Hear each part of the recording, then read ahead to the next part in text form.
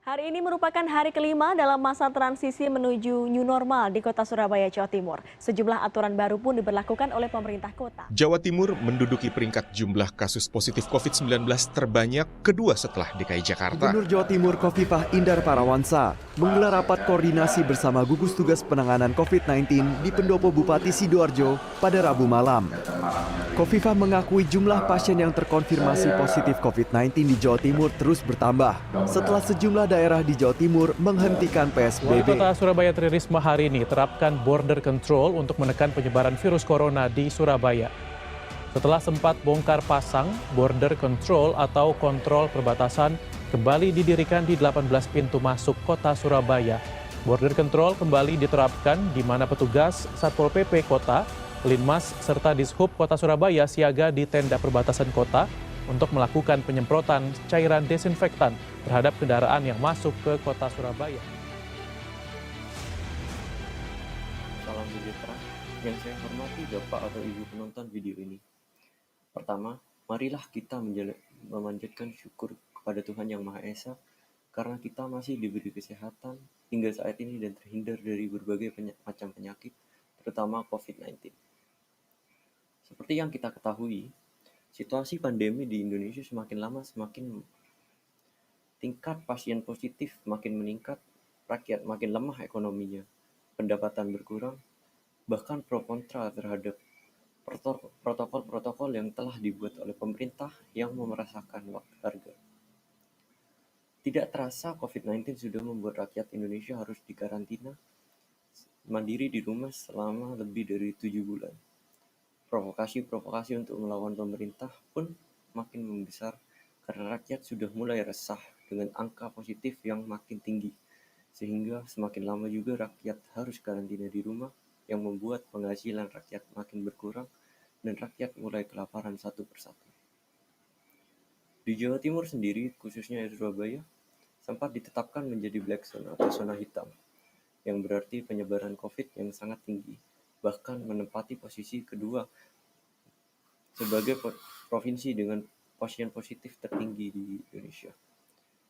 Jawa Timur menjadi daerah penyebaran COVID tertinggi di seluruh Jawa, dengan jumlah pasien positif tertinggi di Surabaya.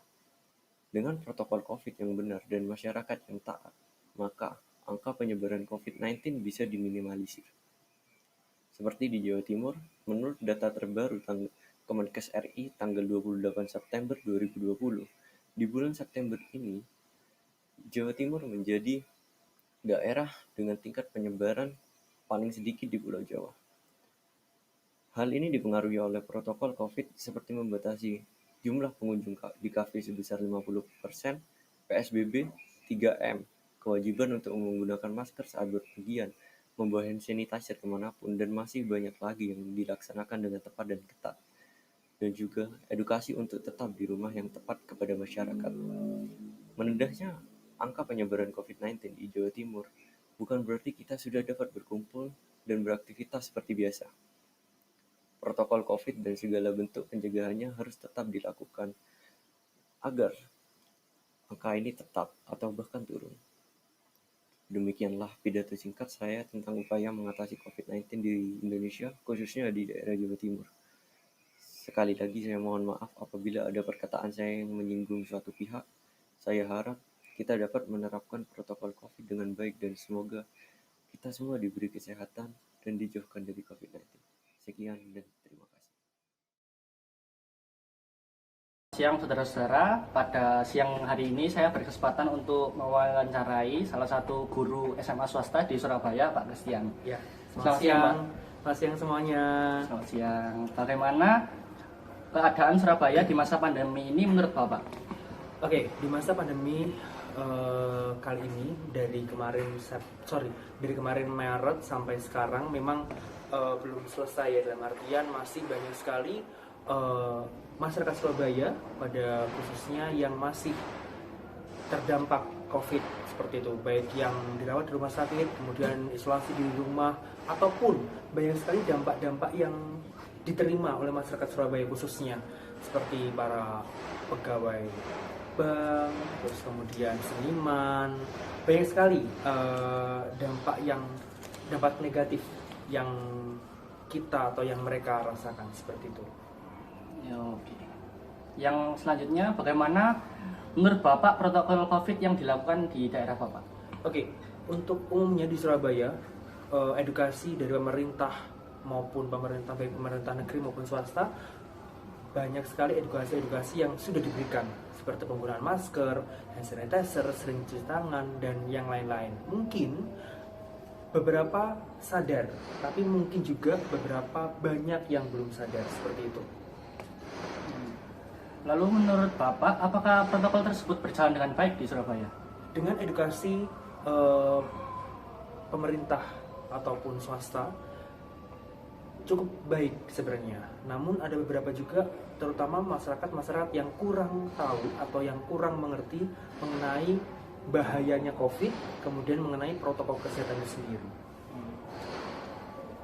Dengan dijalankannya protokol kesehatan tersebut, apakah efektif untuk mengurangi penyebaran COVID di Surabaya?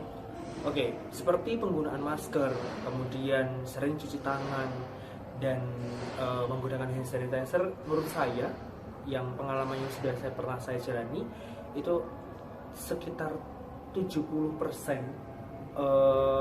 bahaya tertular itu sangat benar-benar, jaraknya memang seperti 70%, memang 70% bisa menanggulangi atau penularan COVID itu bisa sedikit berkurang seperti itu. Berkurang. Dan itu tadi kembali lagi ke kesadaran kita masing-masing. Maukah kita menggunakan masker? Bahkan banyak sekali edukasi dari pemerintah maupun dari media sosial dan lain-lain. Penggunaan masker 4 jam sekali kita harus ganti, 4 jam sekali kita harus ganti, seperti itu. Jadi kita harus benar-benar taat protokol kesehatan. Lalu di wilayah Bapak pribadi, apa ada pasien COVID? Untuk sementara yang pernah saya dengar dan pernah saya tahu, di daerah tempat saya tinggal atau daerah tempat saya bekerja dimanapun itu, ada beberapa rekan kerja yang memang terjangkit virus tersebut, seperti itu. Dan supportnya dari teman-teman, kemudian dari RT RW dan lain-lain cukup bagus sih. Dengan support tersebut, maka yang terjangkit pun juga mereka akan bersemangat untuk sembuh, seperti itu.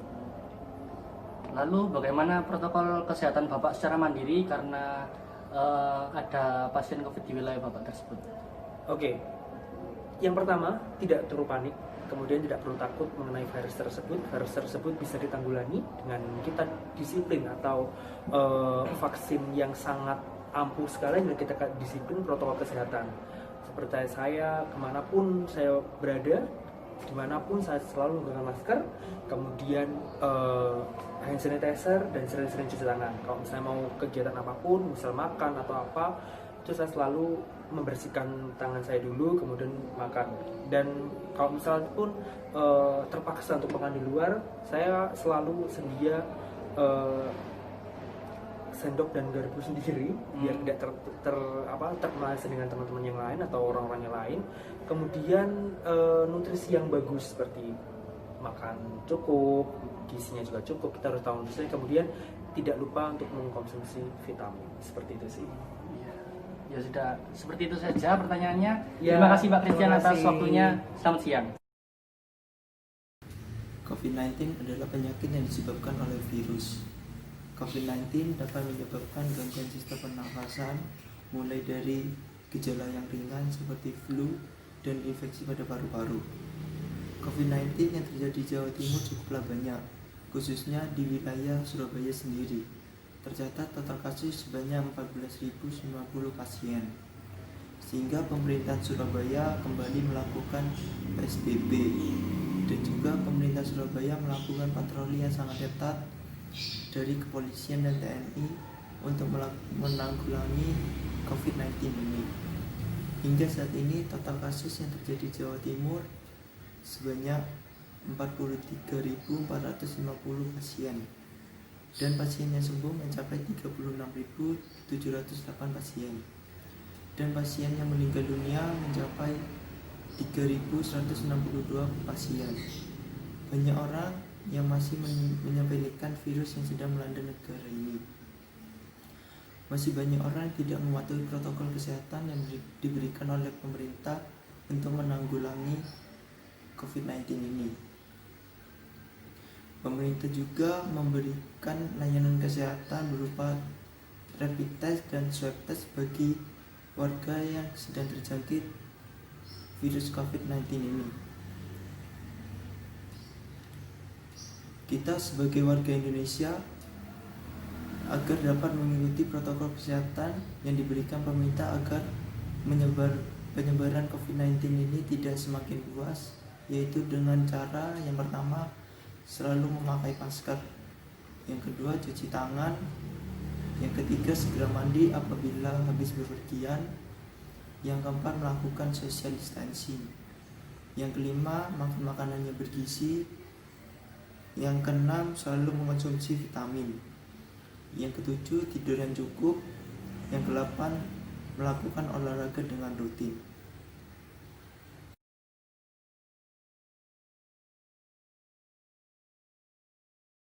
Teman, bisa kita dengar dari penjelasan Bapak Christian tadi bahwa pandemi COVID ini sangatlah berpengaruh pada kehidupan sehari-hari masyarakat.